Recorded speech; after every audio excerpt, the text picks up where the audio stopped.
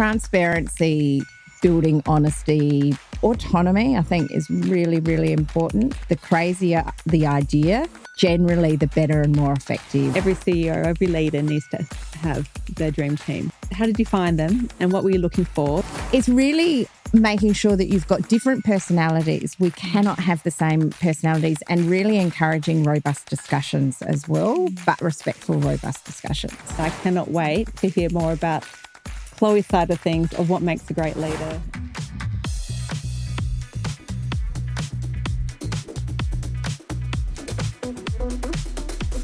Welcome back to the CEO Advantage podcast, and I'm really pleased to be back here with my co-host, Millie Albers. Hello. Millie, we kicked off doing these podcasts thinking that we were going to be talking with founder CEOs and professional CEOs, but along the way we've discovered another version of CEO, and that is the intergenerational CEO. And the next few episodes we've got coming up are intergenerational CEOs, and I'm really fascinated to see how this turns out. Would you like to introduce our first of our intergenerational CEO guests? Yeah, so I'm really excited to have the fabulous Chloe Kempe here today. So Chloe's been effectively my leader, I guess, for the last 6 or so years. So I'm really a phenomenal leader, by the way, and I cannot wait to hear more about Chloe's side of things, of what makes a great leader and the leadership team she's building around her. I'm going to read a little bit of her bio just to kind of set a little bit of a context for the listeners. So Chloe Kempe is a passionate leader and advocate for disability rights, serving as the CEO of SACARE, a family business with over 30 years of history. And with 15 years of experience across all departments, Chloe's journey prepared her role as a CEO in 2021. In 2022, SACARE partnered with 2 other family-owned organisations to form ONCALL Group Australia, where Chloe now serves as a national COO and Chief Marketing Officer. So welcome, Chloe. Thank you. Thank you for having me. Great resume to start off with, but let's go back right to the start. Chloe, what was the first job you got paid for? The first job I got paid for, and this shows my age, is I used to walk around and collect the newspaper money from the houses in the neighbourhood and take it back to the deli owner on the corner every Saturday and Sunday. Excellent. How old were you when you did that? I think I was 12 or 13. Mm-hmm. And quite often I was followed by my parents just to make sure I got it done. Yeah.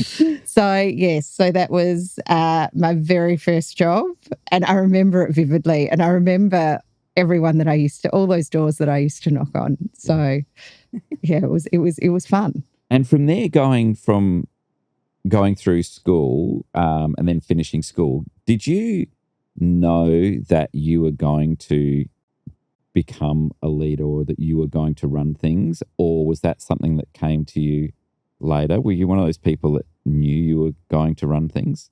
Absolutely not. It was I don't think it was ever. I'm not a good planner with my life, and I'm one of those people who kind of follows their nose and just, takes advantage of every opportunity that comes along. I always knew I was a hard worker, but I never really set myself those aspirations of where I wanted to be at any stage in my life. So when you left school, what did you do? And it's funny, isn't it? Often the things that you think you're going to do when you finish school don't turn out to be the things you do. But what did you do when you left school? I think that's probably what I did is probably what set me on the course for my independence and probably confidence. Is I moved to South Africa on an exchange and went to school for 12 months in Johannesburg. So I was away from my family. At that stage, obviously, it was only telephone calls, very expensive telephone calls. So I think I actually spoke to my parents 4 times over that year. But we wrote airmail letters every single week. And then Dad used to get recordings of all of my friends on a dictaphone and send me the tape because I took a dictaphone with me. So I think that really set me up with becoming really independent and being forced to make choices and navigate my life without interference and learning from mistakes. So, and after that, I came back. I'd enrolled in teaching, worked out very quickly that probably wasn't very good for me. It wasn't suited with discipline, and then ended up studying tourism, which at that stage was very, very early on. I was in, I think, the second or third cohort that was offered at TAFE, and studied tourism and marketing. Mm-hmm. And so where did that take you? So that took me to my love of travelling, socialising, and probably party planning. So I ended up, for my thesis, I ended up in Tasmania, in a small place called Franklin Manor, working there in a small fishing town called Strahan on the west coast.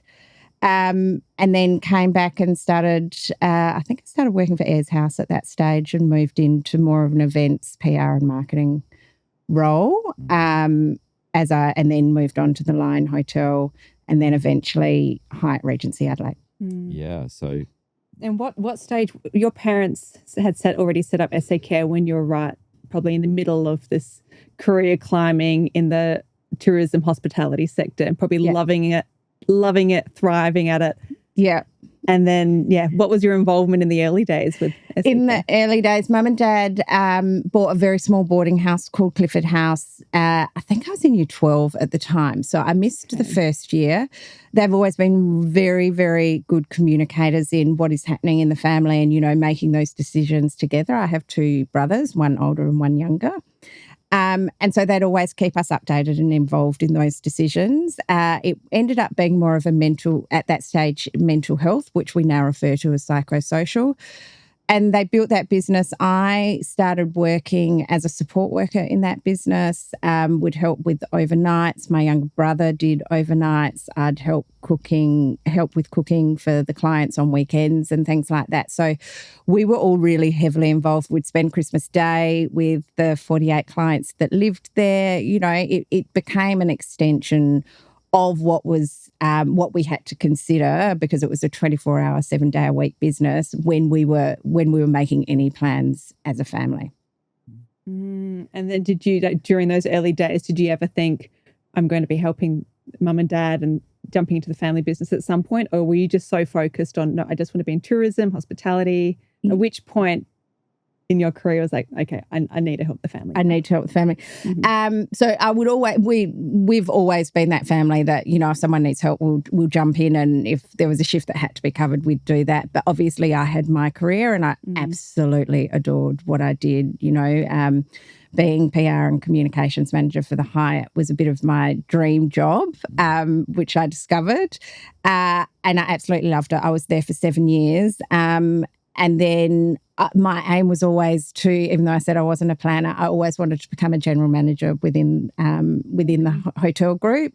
At that stage, there were very few female leaders within Hyatt. So that was, and I'd started discussions with the hotel around where I wanted to go, and there were some really great female leaders that were just starting to forge that pathway for younger females. And then I got married and fell pregnant with my first child. So Dougal, who's now 18, after 6 weeks, I went to Mum and Dad and I said, I'm really bored. I love being a mum, but I'm bored. I can relate to that. So I said to them, why don't I start writing a marketing newsletter, like a newsletter to your staff and your clients, and, can you just pay me for not really doing much? Was pretty much what it was. And that's how it started. I was meant to return to the hotel, and then I say diagnosed, which people find very odd. I was diagnosed with twins when Dougal was 7 months old. So when he was 7 months old. When he was 7 months old. So I was very honest with the hotel and thought, having 3 children in 15 months probably wasn't going to set me up for any time soon to have the availability to really pursue that general manager or or any other leadership roles within the hotel, because for me, family comes first. Sure. Yeah. But leadership was now part of your thinking, part of your planning. Where that leadership showed up was now the question, but Yes. sounded like leadership was there. Yeah. What sort? And you talked about how within the hotel, the lack of role model for female leaders.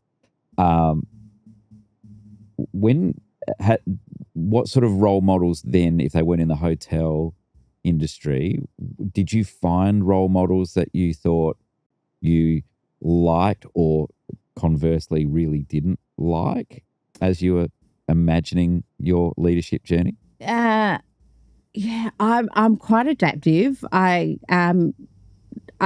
see the good in most people, and I really enjoy most people's company. I think what set me out to understand that I could really do whatever I want to do is the way that Mum and Dad always said, it doesn't matter what gender you are, what your ability is, if you work hard enough, you will be able to get there. And I remember, I wanted to play cricket when I was like 5 or 6, and that was well before, girls were playing cricket. And I'm not really sure why. I don't know whether it was about, being in a boys' team or what that looked like. But Mum and Dad made it happen, and I think I lasted about 3 matches, and then I decided how boring cricket was. But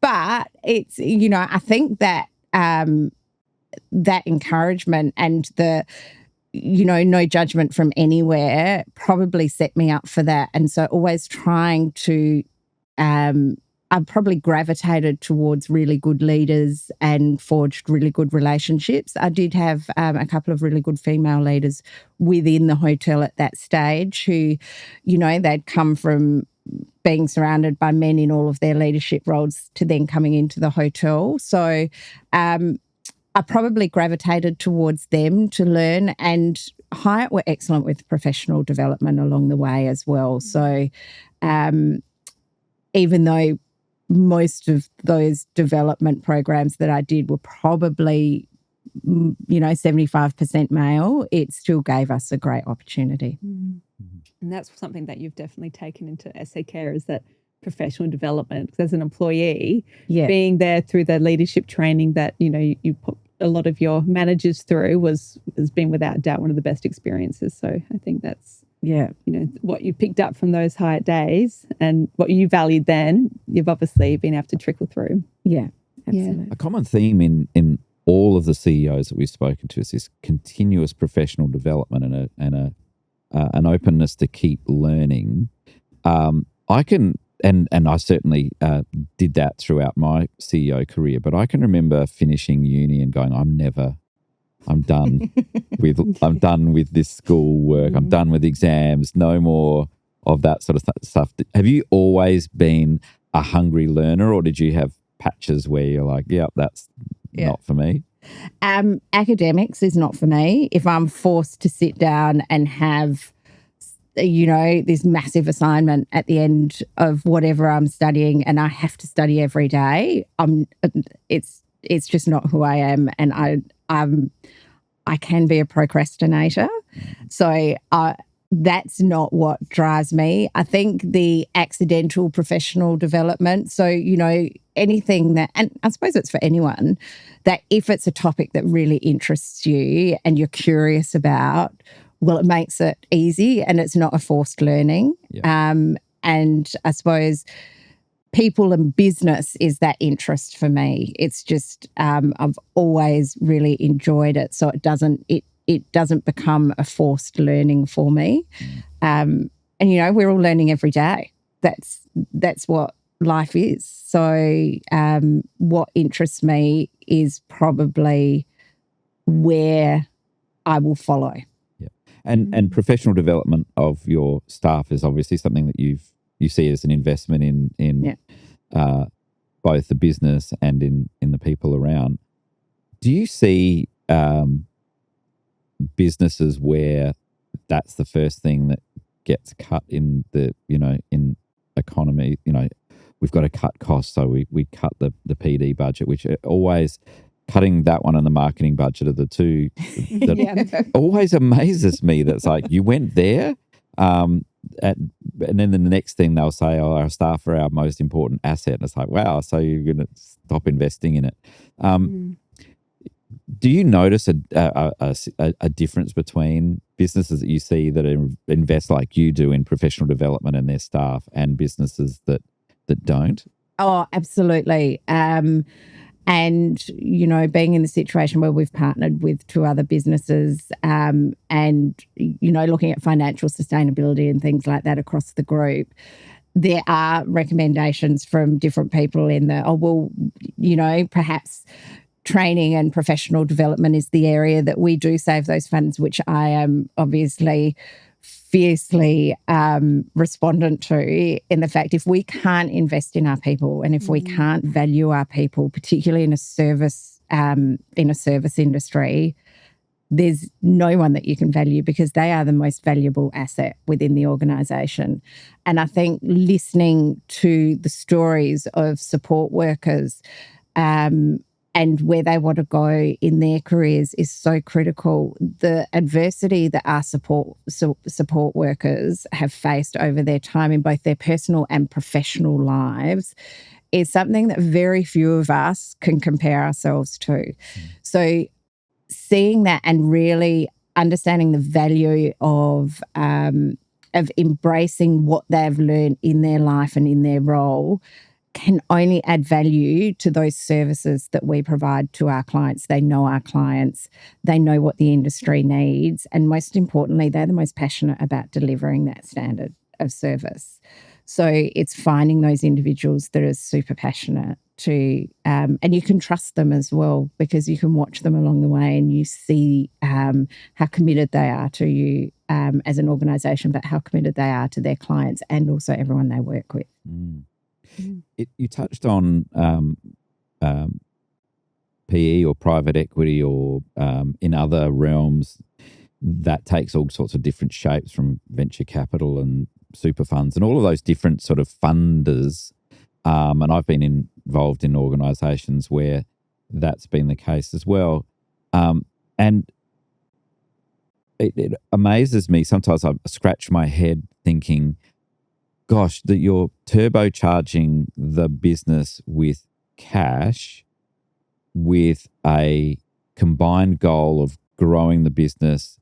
One imagines, though, making it better and or enhancing its success formula.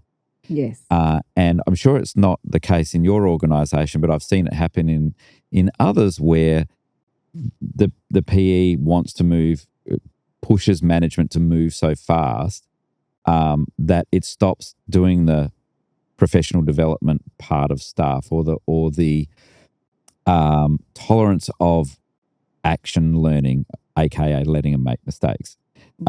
It's because everything's got to be formulaic and fast and all of these different things. And it's amazed me sometimes to see organisations that have suddenly become turbocharged with capital.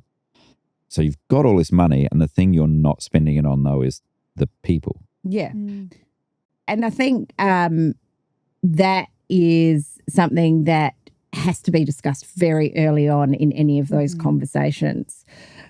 From our perspective, was understanding exactly what the reasoning is. What is that growth strategy? Where do you want to go? This is what's really important to me as part of the founding family. And obviously, in those initial discussions, if you're not in it and don't understand the importance of that professional development and investment in our people, well, then we actually have no interest in pursuing this with you as an organisation. So it's that interview process. It's understanding and really knowing where you want to go as an organisation. This is the legacy that you and your family have built. So where do you want that to go? And if it's not a values-based alignment, it's never going to be a success. Yeah. So how did you and your family negotiate that? Because it's on paper, it's black and white, night and day. motivations. So then to talk about values and PE in the same breath is almost, you go, wow, that's Quite contradictory. interesting. But you've navigated it. You've been through the DD. You've got there. Yeah. And clearly your winning formula as a family and as a family business has been to be, and you work in the human services industry. I mean, it's all about being good people and managing people well. How did you go about negotiating? Like, what were the not negotiables, and how sometimes in PE you'll say this is a not negotiable, and they go yeah, and then it becomes negotiable again. Absolutely. How have you navigated that? Yeah. Well, we've been in the partnership now for 2.5 years, but prior to that, we got to know our PE partner over 4 years. Amazing. So they initiated the conversations. We spoke to other PE opportunities that had approached us. So probably 4 or 5. So that is where we started those discussions. It wasn't something that we were rushing into. It wasn't probably an intention the 4 years beforehand. You know, there were a lot of family discussions around that. There was a lot of discussions with the PE group to say, this is what's really important to us. Have they tried to change the goals on occasion? Yes, but that's the benefit of me remaining in the business. So I've remained in the business, and Dad sits on the board as well. So if there was any changes, you know, we fiercely opposed those changes, and they listened. So those 4 years leading into the agreement was that they had to demonstrate that they would be listening to what is important to us. And at times there have been robust discussions, particularly at board level, of what's important, you know, that financial responsibility versus what our commitment to our people is. And every single time it has been agreed that the people in our business and the clients that we deliver services to are the most important part of any key decision making. Good service provision will ensure that financial sustainability will occur. So I like to be nice to people, but when I don't have to be, I won't be. This must have been such a wild journey, just kind of going back a little bit. You know, you started going back to maternity, during maternity leave, you started picking up, helping out with marketing.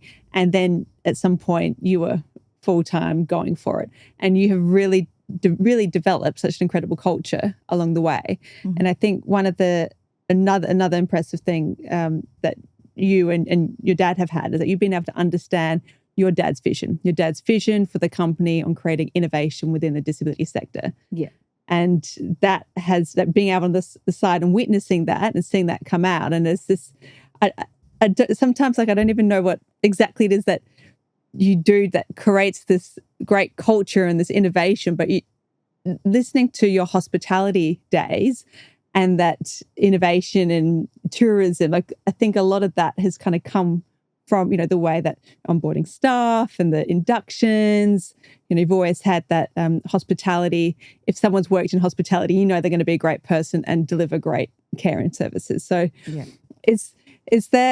what are some of the things that you have really tried hard to do within SACARE to kind of make that culture positive and great? And what are you doing now to make sure that it's spread across the whole country? Yeah. Culture's a really great thing when you've got it, but it can be destroyed really, really quickly. We have had times where that has occurred, particularly by external CEOs coming into the business, not understanding it. So, Mum and Dad had this amazing vision and unnaturally really welcoming people and listening to team members and, really try and stretch people to be innovative and think about how we can do things differently. Coming from hospitality and tourism, a service is a service. So my vision with the business is that every single time someone walks into our accommodation, it should be an experience regardless.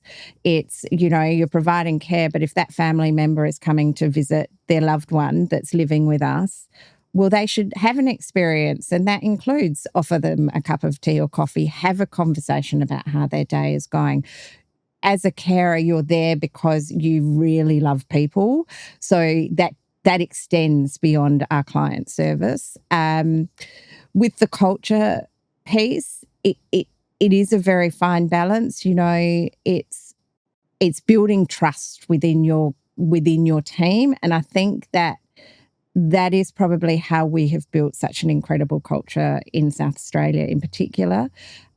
Listening to what people want, but treating them like individuals and adults. Not everyone's going to be the same, and not everyone wants the same thing, but also being really honest with those that are highly critical of some of the decisions you make to say, we're doing what's right for our business. Our business might not necessarily be the right place for you. So this is how we want to create our business, and this is what we truly believe is a good culture and a good service. If that doesn't fit within your values, we're actually not asking you to stay. There is somewhere else that might be suitable for you. And I think it's having those transparent conversations. My team absolutely know that they have autonomy to make decisions, and this is my direct EL team, but I've kind of always had this practice along the way. If someone comes to me and says, I'm really, really worried X has happened, my first question is anyone dead? Because that's the reality within our business, is something can happen. And they say no. And I go, okay, well, now let's work back and look at what's actually occurred, because we'll learn from whatever's occurred. But, we're not at this, the world's ending stage. So transparency, building honesty, trust, and autonomy, I think, is really, really important. I say to the whole organisation, whenever we're speaking to the group, whether it be support workers or leadership teams, I always want to hear your ideas, because the crazier the idea, generally the better and more effective it is for our clients, because you've come up with that, because you can see a way to improve our services.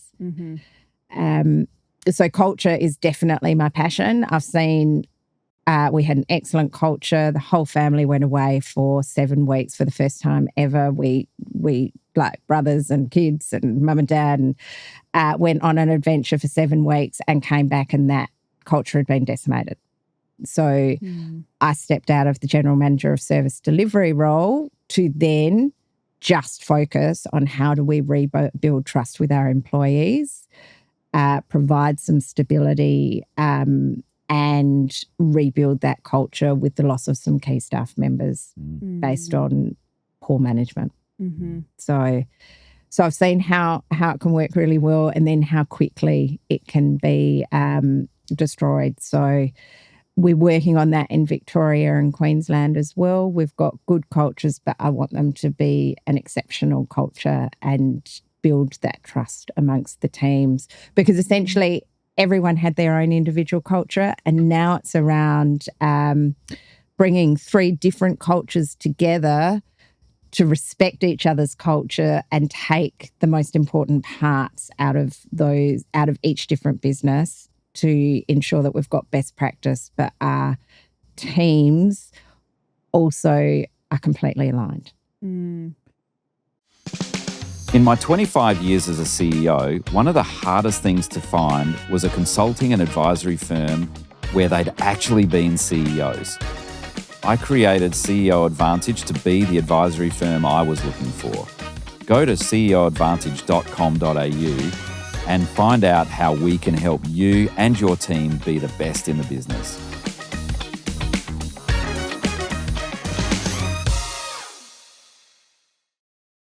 Brilliant. I remember the first time SYC reached out past beyond South Australia, which meant that one of my favourite pastimes, which was going to every induction and eyeballing every staff member, was over.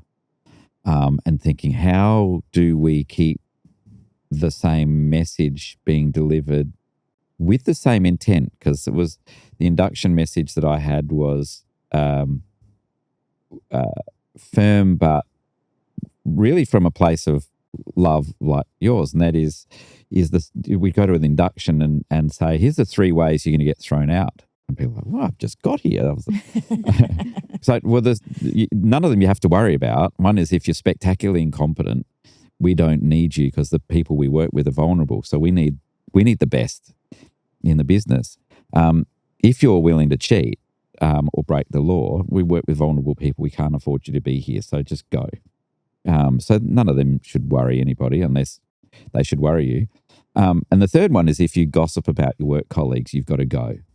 Mm-hmm. And you'd always get people going, you mean bad gossip? And I said, no, gossip when it's about you feels bad whether it's well-intended or not. But we would frame it as workplace bullying instead. But we need your eyes on our clients all the time and not on each other. And so they're the 3 we are all about. It's not about you working here. And I love the way you said that we're not holding you here. We have a similar thing of going, look, if you don't like your desk, let us know and we'll get you a new desk. If you still don't like the desk, we can find places with better desks for you. But it won't be here because it's not about you. And I love that. So I'm really interested. The big challenge for us became we had more staff in Victoria. In a 8-week period, we won this big tender. And suddenly we had to open 28 locations in 8 weeks and hire 200 staff. And our biggest fear was our success formula is this culture and this really not about you. And then we're going to get these 200 people from all different organisations and try and turn them into us. But also keep their hearts, minds and guts as their own. So that respect for where you've been, but also trying to garner that respect for where you are. How are you going about that? Because that's easy to say and it's really hard to deliver. It is really hard to deliver. And I suppose I become a little bit impatient around the timeframes in that delivery too. Building something like that takes an incredible amount of time and effort. And, there's one of me, but it's around utilising the teams and the individuals that really show that and identifying the individuals in the states, in the areas that I haven't worked as closely with, to really start to work with them around what my expectations are so they can start to become those champions throughout the business.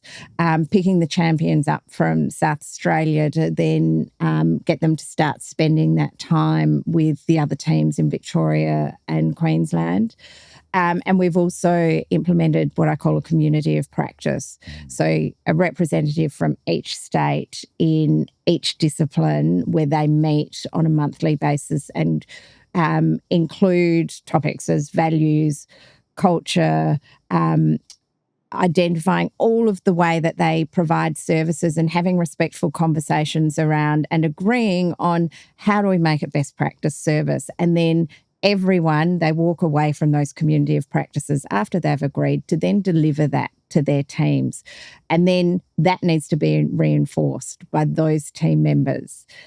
I suppose having a mobile workforce, particularly with support workers, you can always do better with that engagement, ensuring that they understand the culture that we require, what our service expectations are. That is a never-ending improvement cycle and program of what we have to do.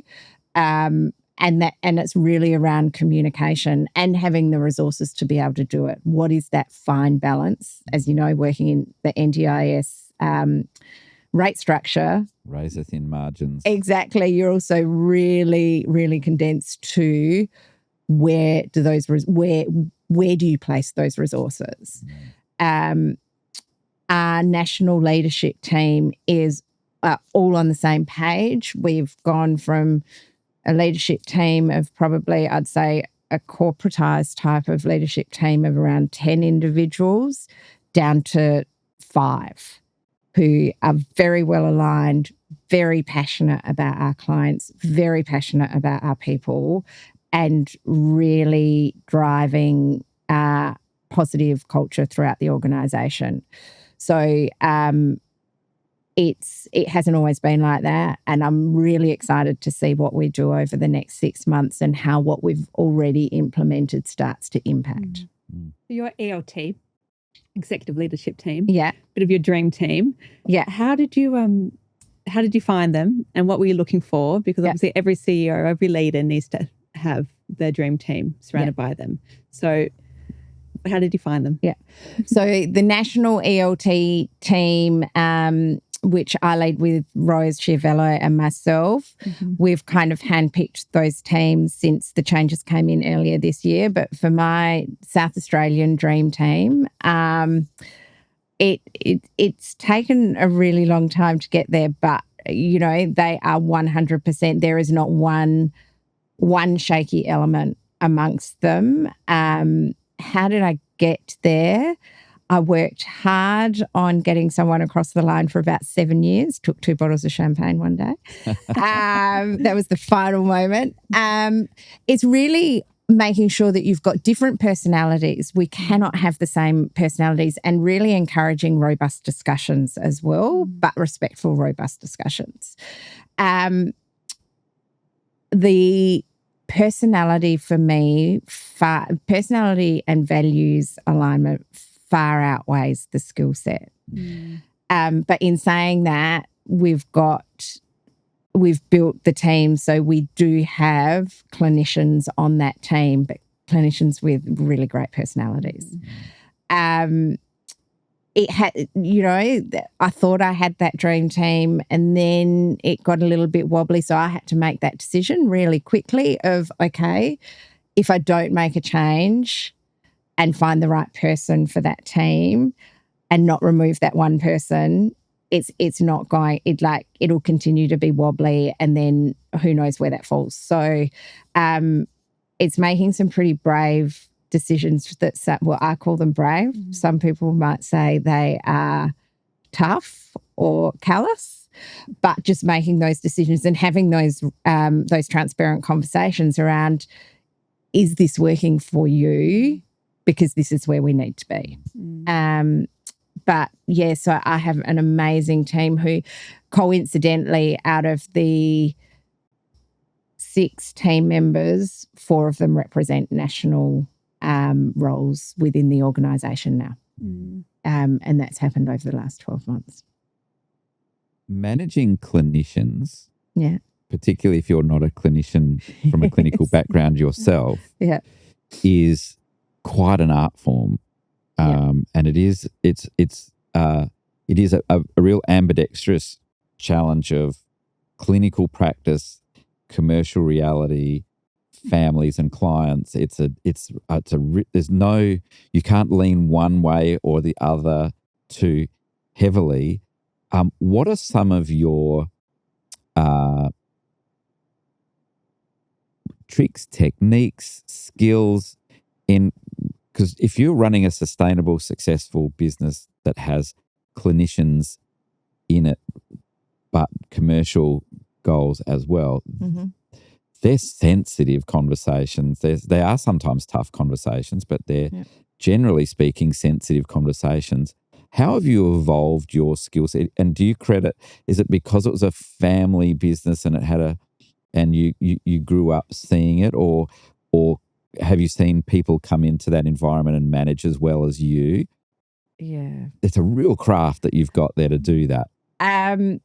So about 15 years ago or 10 years ago, my brother was always very, very confident telling everyone that, you know, I was great with people, but my commercial acumen just was not there, which he was probably very accurate with at that time. So throughout, you know, so I've kind of forced myself. That is one area where I have forced myself to really understand and find the smart people around me who I can learn from. When it comes to clinicians, I think there's a really important way to, whether they're clinicians or support workers there to provide care, what those conversations around financial sustainability are, or the commercialization of the business. What is it that they need to know to be able to do their job? How do you deliver that message? You put a dollar sign in front of that and they're out. They're like, I'm not here about the money. That's got nothing to do with me. And they don't want to know about that. And I respect that, because at one point in my life, I didn't want to either.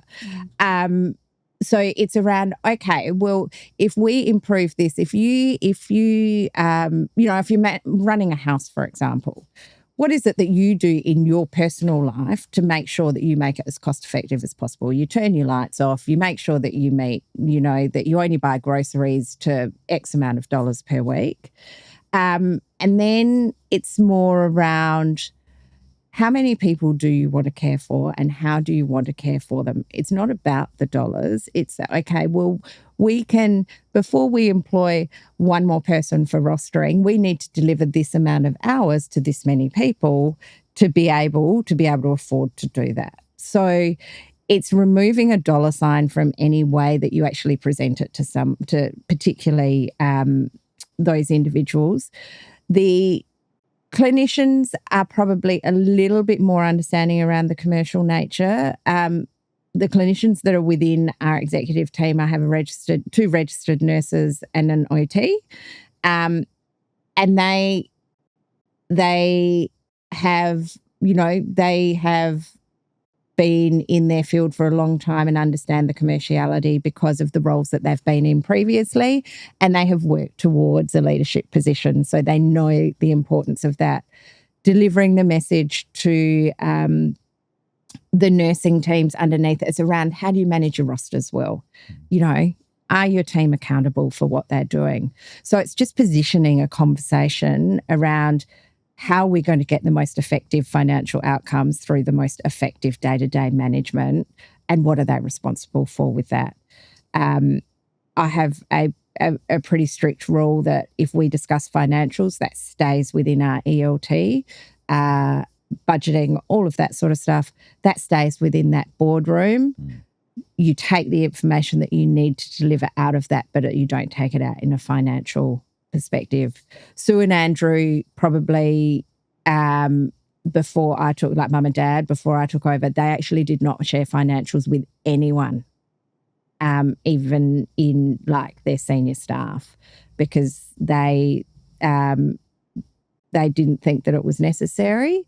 And I think, you live with a little bit, you become a little bit fearful around if they know the revenue that's coming in, they automatically make assumptions around what you're earning, which, as we know, in family businesses, come and go as you please, and you know what you're doing. As we know, is quite the opposite sometimes as well. You're scrimping and you're scratching around to actually get that super payment and all of those sorts of things, because you are reinvesting so heavily into the business. So, it's a fine line, I think, what you financially share with, particularly in the care industry, with team members, because it does demotivate at times. They're there because they like to care for people.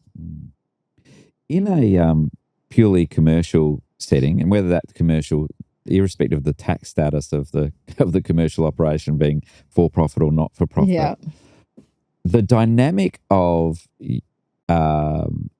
you coming up through the family business as opposed to coming up through any other form of entity, on one hand, you have a perception of people saying, well, you did it easier because you were related. However, there's another perspective that says, well, the expectations are way higher around how I have to constantly prove my spot, prove my worth, and those sort of things. And in a non-family world, I'll probably be recognised faster for the achievements that I've made, as opposed to a family. Tell us some of the the times where you must have thought, I could do this somewhere else and it'd be easier. What are some of those areas where, coming up through the ranks in a family business is harder than in a non-family business? Absolutely. I suppose it starts with, because I worked with my younger brother in the business as well for, I suppose, 10 years. He's gone out and started his own business. But so I was essentially working with Dad on a daily basis and my younger brother. So in that, you are already in a fishbowl. Everyone knows what's going on. Family dynamics is you're more comfortable with your siblings and your parents than anyone else when you're not particularly happy about something that they've said or did. So, that's an element that you have to navigate professionally anyway. And, it doesn't always go perfectly. So there's two languages going on in the business. There's family language and business language. Yeah. And, sometimes there are pretty fiery conversations, particularly when my younger brother and Dad were working together in the same office. Sometimes it gets fiery. And that's something that we shouldn't be showing. But I think, the more people I speak to in family business, it unfortunately does occur. And they always moved on very quickly. But, it's an insight. There are a couple of elements. The insight for team members, knowing the family and probably making assumptions and thinking that they know everything about the family. So any decisions we make or, dog you have or car you drive, everyone knows about it and it becomes a conversation topic. From a personal point of view, working within the business, I'm getting feedback from my dad, particularly if someone, you don't get along well with everyone in the business. Your people will automatically assume that you've got favourites because you're working well with particular personalities, which happens in every workplace. But, because you're a family member, that becomes a favouritism piece. I did say, I've said on numerous occasions, it's very easy for people to provide feedback to Dad or my brother or whoever it is. And you do feel like you're walking around with a target on your back. Even since our new partnership, I've been referred to as Princess, as Daddy's little girl. The only reason why she's got the job is, all of these things. So you become pretty thick-skinned and resilient around what people say. And for whatever reasons they've said that, obviously, I know that they're untrue, and that's just what I have to, that's just kind of the things that you put up with. But it teaches you resilience. But you're probably also more compassionate towards your employees coming from a family business. There are a lot of differentiating factors working within, particularly because I have worked outside the family business, knowing what those differences are. People thinking sometimes that if they can get into a certain working relationship with you, that they might be able to influence outcomes and things like that. So it's very much setting those expectations, making it very, very clear that while in a family business you might be a key decision maker, but that doesn't get influenced by favoritism. Does that answer your question? Yeah, it does. And it leads me to the next one. You mentioned earlier about culture and bringing other non-family CEOs into the business. And in our previous podcast, we've talked to founder CEOs, but we've also talked to professional CEOs who have been brought into organisations where the founder's been very successful at creating a business, but not necessarily very good at creating some of the infrastructure behind the business that's got to a certain size. Yeah. And so there's been a temptation to bring in a professional CEO. Sometimes it's for succession planning and trying to leave, and I'll bring in a professional CEO. And then you've seen that go horribly wrong. Sometimes because the professional CEO doesn't get the culture. Mm-hmm. Sometimes because despite the founder saying that they want to let go, they don't let go. And you've brought in a professional who's like, well, you want me to do the job or not? And tension breaks out. But it's an easy concept on paper, but it's really challenging the notion of family business, founder-led business, professional management coming in at an influential level. So there's a difference between managers, but having someone coming in who's now going to call the shots without necessarily consulting you is a challenge. And it seemed like you'd had some experiences there which hadn't enamored you. What were some of your experiences of those dynamics? Yeah, firstly, I'll say for whichever CEO ever enters into a family business, they're a very brave person, because it's probably the toughest environment for someone, particularly for a professional CEO, to come into, because they've worked very, very hard to get to where they are. And most of the family businesses that I know have been built through, I say accidentally, organically, that, something's happened that has then led to this growth of this really great business they've built, but you don't have compliance and governance setting those foundations, because I can guarantee you 10 years ago we did not, where they come into this. Families are have been in every single part of the business, doing everything that they can. If you can't get to that, I'll help that, and all of that sort of stuff. So it's coming into a really chaotic environment sometimes. So they are very brave people who take on that opportunity too. And I know for some, when they've first entered family business, they're like, no, that's it, I'm done. And there is that element of, is the founder ready to actually allow someone to make those decisions?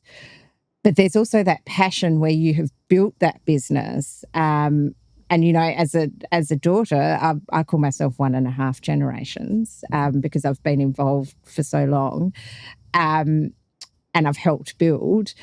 You're so passionate, and you've seen what's worked and you've seen what hasn't worked. So sometimes there's that propensity for a professional CEO to go, okay, well, this is what's happened. This is what will really work.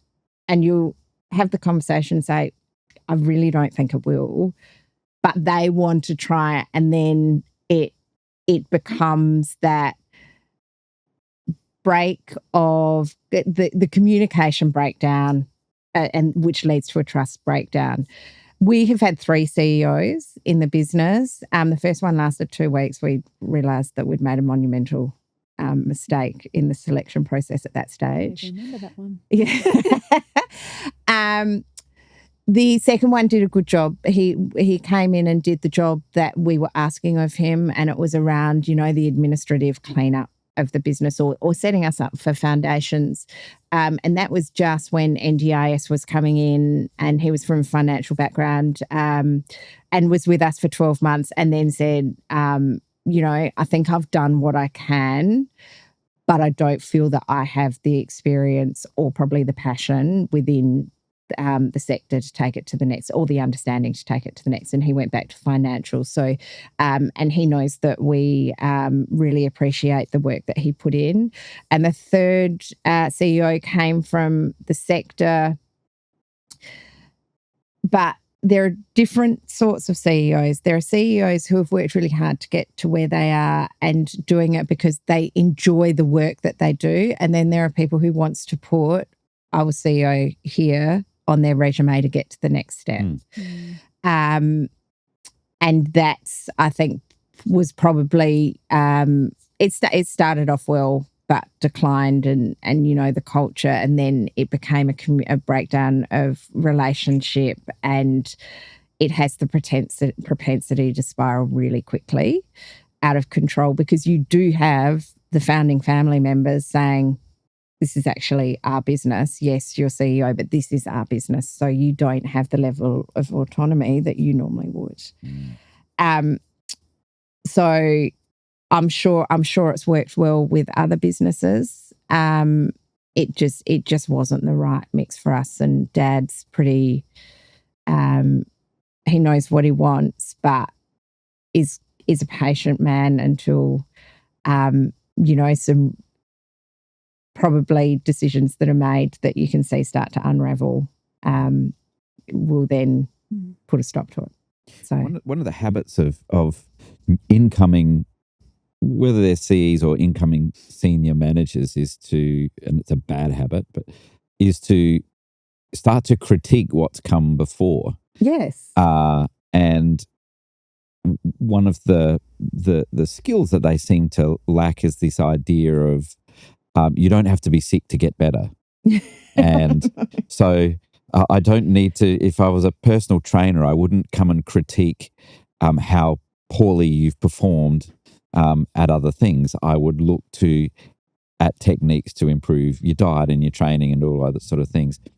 So I'm sometimes surprised how a PT gets it. They don't start canning your previous PT or your previous performances. They try and build you up and build your diet. But some people with MBAs and big resumes then come in and completely miss this whole thing of, people might have liked it around here. You're here to help make it better, but keep your critique to yourself. And I would imagine in family businesses, that's almost an extreme mandated sort of be careful. We don't have to be sick to get better. And it's really interesting. I've had that conversation a number of times. For whatever reason, a CEO comes in and goes, right, I'm going to restructure. Well, and I want to do it within 100 days. It's like, okay, don't think that I don't think that there's actually anything wrong. We're just wanting to grow from that foundation that we've built. So exactly what you're saying. And not to say that the structure can't be improved, or in 3 to 6 months' time, there may need a structural change because of the growth that you've implemented or because of new services that have been implemented. I think, it's really interesting when people come in gung-ho in those leadership positions and say, right, we're just going to pull this apart. And then it's also, particularly in this partnership where there were a number of corporate individuals brought into the group that are no longer there, where they did exactly that, or they're like, this worked somewhere else. And I said time and time again, we have all created these amazing businesses. You've got a really good foundation. So rather than trying to look at where your savings, where is your growth? How do you build on that growth? And which will bring you the additional revenue you're looking at, rather than, destabilizing the current structure and workforce that you've got, because they will then live in fear that you're going to restructure again. So it's going in with a mindset of what do I pull out and how do I pull it apart. If it's not broken, you don't have to fix it. You've just got to improve it. Exactly what you said. And it's interesting, isn't it, that how quickly in the 100 days, restructuring 100 days, that you see a lack of understanding of what our success formula has been to get to here. The fact that we're here means there's a success formula. Now, the success formula may have run out of scalability, but it's still a success formula. And part of the scaling is to take those elements of our success formula. Maybe some organisations can do it in 100 days. I've rarely seen a success formula kept and scaled within 100 days. What's been your success formula, do you think, that you are now in charge of scaling? I think the success formula from my perspective is the passion for people, both service and our employees. We look at it as though if it's not good enough for what I would want with my family member, if we were in that situation, it is not good enough for anyone. So we must deliver what we would expect for our own family. And outside of that, there's nothing else. How do you respect each other in the workplace? How do you respect your clients? what colour do they want their walls to be painted when they're living in accommodation? You know, that's the important things to them is the only thing that matters for you to be able to provide the service that they want created, not stipulating what that looks like, because I'm not the person receiving the service, you know, and there are so many thoughts around how you can improve services through this and that. Everyone's different. You know, we can have great technology for, you know, for some of our really tech savvy clients, but that's not going to work for some of our clients that are just not interested in that. So understanding what that is and really listening to the support workers that deliver that care, because they're the ones who see it and do it every day. How can we assist them to continue to do the best job that they can? I think that's something that has been so true right from the start of the business. If it's not good enough for our family, it's not good enough for you. Yeah. And I think that's just so beautiful that, you know, here we are almost 30 years later, that's still something that, you know, you're really, really standing by now that national organisation, technically it's not a family-owned business anymore, but still those family roots are still very present. Yeah, absolutely. And fun. And fun. You've got to enjoy what you do. One of our key values is if it's not fun, don't come. Day's not going to be a party every day, but if you genuinely don't like what you do, well, you know, we're not asking you to be here, because you've really got to love what you do in this industry. Yeah. So what would be just going into like some of the CEO training that you did? We'll just touch on this a little bit, because that would have been quite a big important journey for you. And I know that probably the CEO role was not something that you really want to, you know, be wearing this hat, I am the CEO. It's kind of not in your nature to own that title, but you had to. Yeah. So what were some of the, let's just say, 3 key takeaways that you learned through your mentoring that you had, your, you know, CEO masterclass that you did? Are there some 3 key learnings that you came across during those times that you still hold true to right now and that's helping you in your leadership journey? Yeah, I was lucky enough. Obviously, Dad remains one of my daily mentors, particularly with him on the board, and I've learned so much from him, and particularly Mum as well.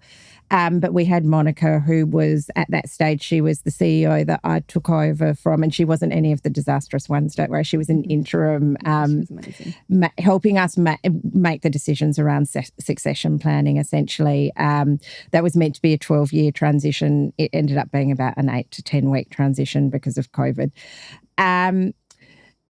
She provided me with really great mentoring and leadership, particularly around, you know, more complex personalities, and having that feedback of being a little bit more patient with some of the stronger personalities within the business, and also highlighting the importance of the understanding of the governance that I would need to have in place with the organisation, particularly, COVID obviously helped with that dramatically for us.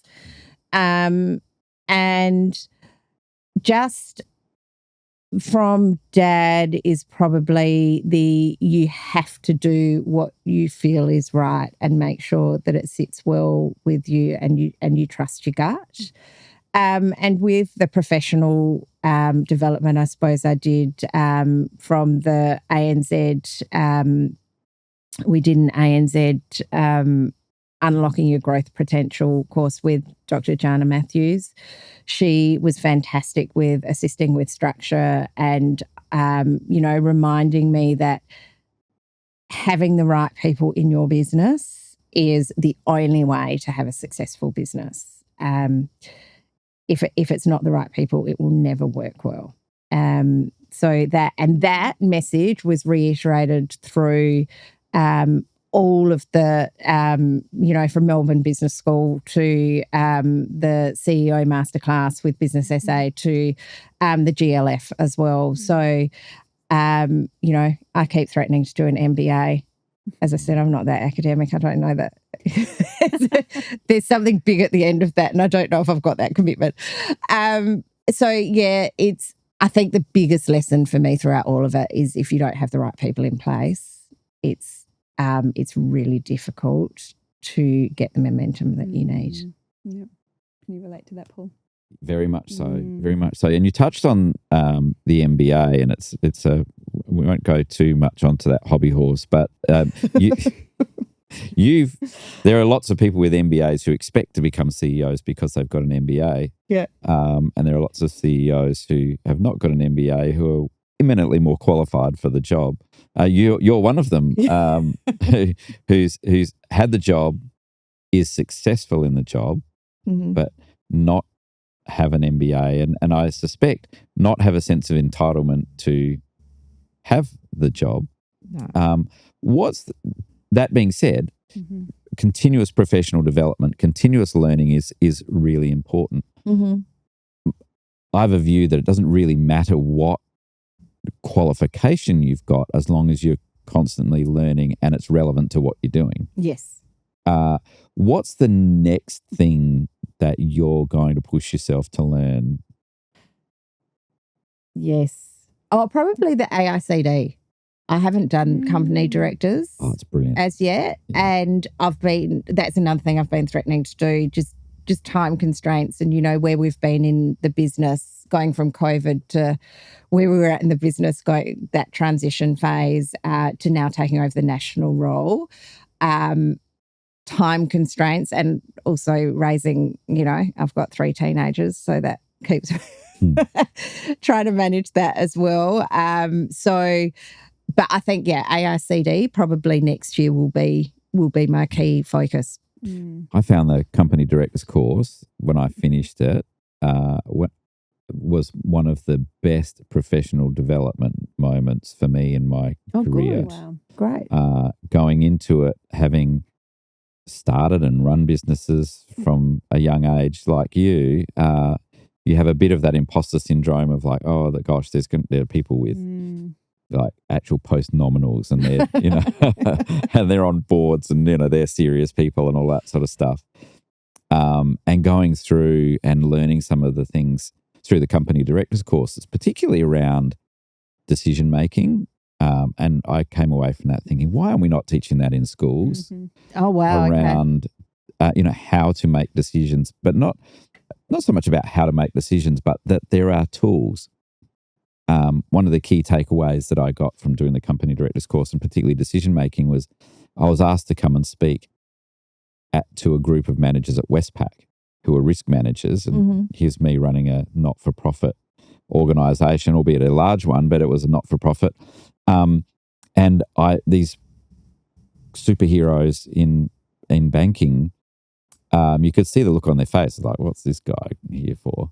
And I asked them about decision making, and I said to them, there's all of these different tools. Clearly, you use them, but is the one that you use the most intuition based on, gut feel based on experience? And they said, well, yeah. And I was like, so you pick the most variable, unreliable tool because it feels the best because you've got a story about it, but on Monday morning, if you've had a fight with your partner and you've got decisions to make Monday morning, I suspect they're not the same as the ones you're going to make on Wednesday when you've made up. If you've had lunch today versus not having lunch today, I suspect your decision making is affected by that. It's amazing how few tools and the way that we use tools around decision making to test decisions, because you mentioned earlier around you make decisions, you make calls, and the difference between success and failure is making calls on certain things, and you live with the consequence, but you make the call. Yes.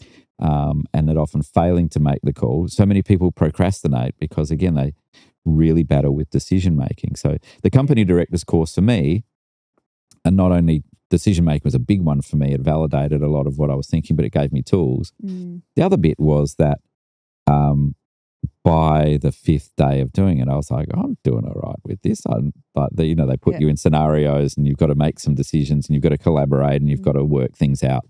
So it turns out I know most of this stuff from what I was actually doing, but it was nice to have a certificate that said I knew what I was doing. And also, maybe I should have done it a little bit earlier but to help me make those decisions earlier. But Yeah. you know, One of the best pieces of advice I got was from a woman who ran an organisation in Africa, and I said I wish I was doing some professional development with her, and I said I wish I'd done this earlier, and she was just fantastic. She said, you can't be smarter backwards, oh, and I was like, wow, that was just. She said, just let it go. You can't be smarter backwards, so you're doing it now. Yeah.